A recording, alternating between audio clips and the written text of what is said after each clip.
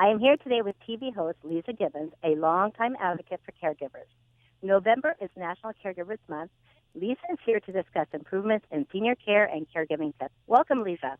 Thank you so much. Great to be with you. So tell us, what is your personal connection?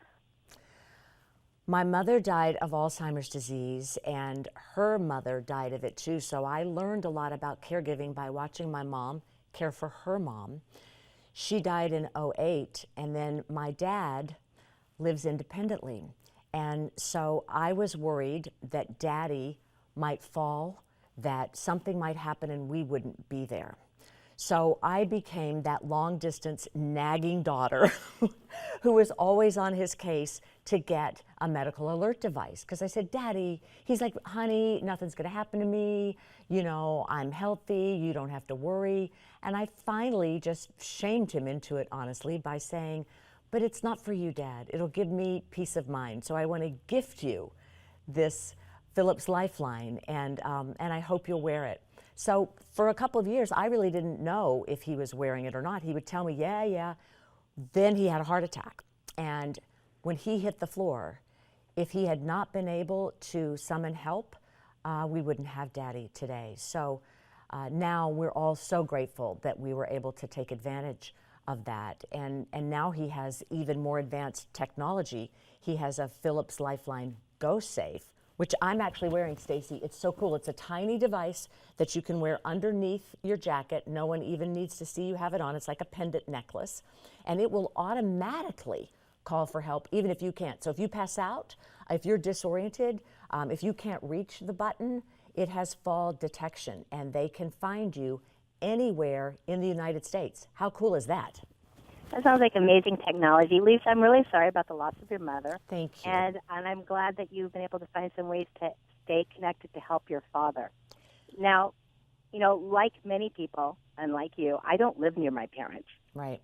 And, you know, with that, as they're aging, comes some guilt. So how do you deal with the guilt if you live far away? Or even if you do live nearby, if you're not able to give the loved ones enough time? And that's often what we find the caregiver journey is all about.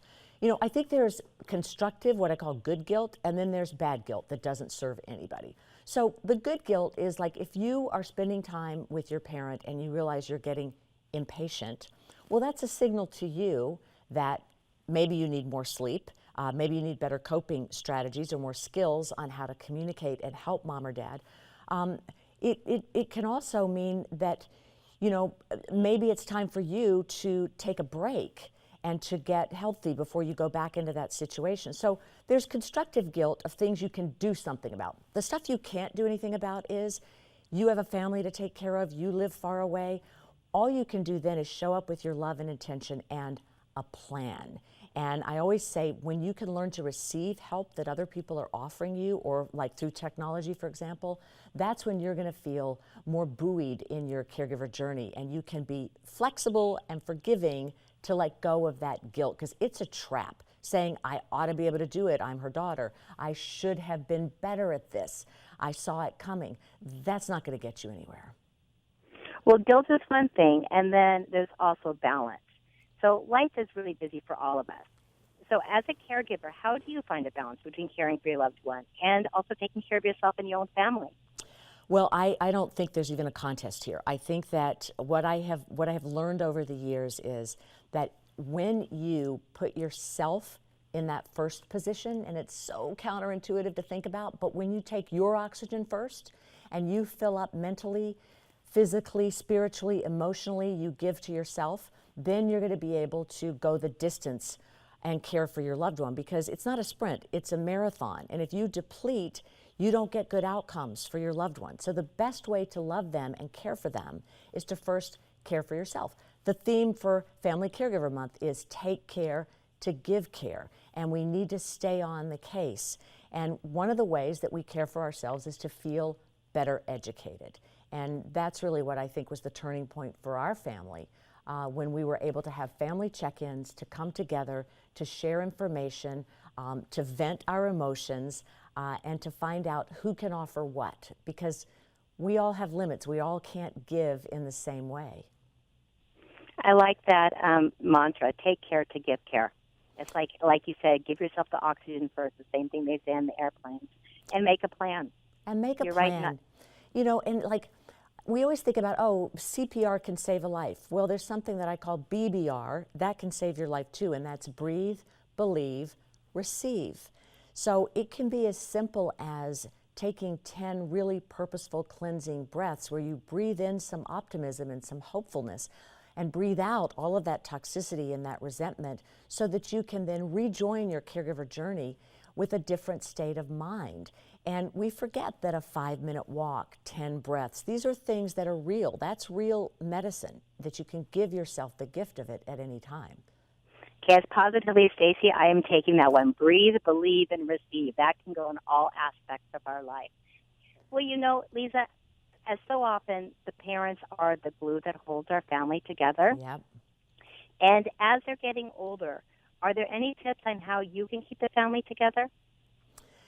You know, for us, when you've got FaceTime and Skype and all this great technology, that's really wonderful for families that are spread apart.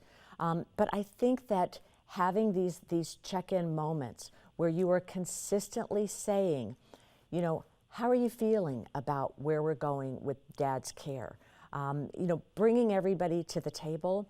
I think that when there is a chronic condition, you know, we've got a bunch of problems until somebody has a health emergency, and then we've got that one problem, and that is taking care of that. And it causes all of our skeletons to come out of the closet. So if we can just kind of be very flexible, very forgiving of ourselves and other people, and realize that you may have to hit the reset button every day, but you get that opportunity, and you can choose positivity and optimism.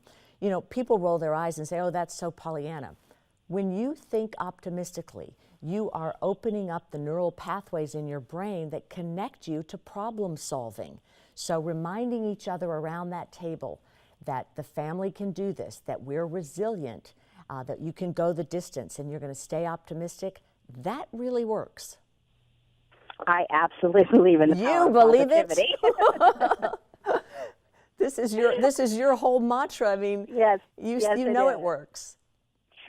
Well, tell us a little bit more about this device and how it can help us alleviate the worry of our parents or relatives when we are far away.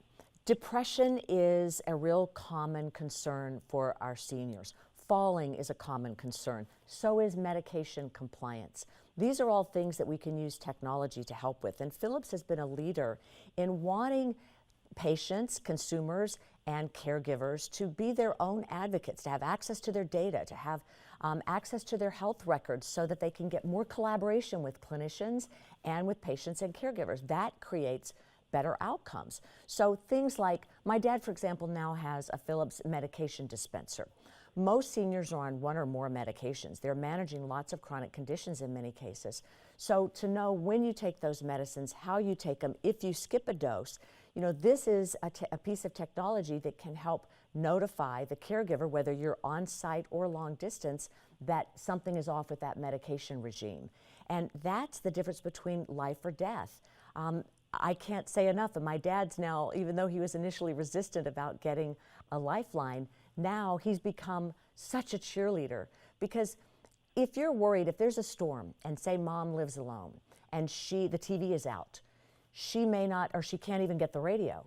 She can press the button, get her Philips Lifeline operator, and that person can be peace of mind and comfort that you're not alone, can also tell you, has there been an evacuation? Is there a hurricane coming? Should we call your neighbor to come over and be with you? Those are really very valuable services. Wow, technology really seems to be offering so many great tools to help our seniors. And then, like you said, to help us just have that peace of mind a little bit. Well, Leeza, where can my readers go get more information? They can go to lifeline.philips.com, and I hope that they'll take a look at you know, what are the different options, what are the price points, how you can customize these kinds of services to make sense for the level of care that you need, and it can grow with you. Sounds like amazing information, really helpful stuff. So, Leeza, thank you so much for being here with me today to help myself and my readers. You know, all of us that are getting older ourselves have parents that are also aging, and we kind of get sandwiched in between taking care of ourselves and our own families and our parents. So this is some great information. I'm so glad. It's so nice to talk to you, Stacey. Thank you. Thank you, Leeza.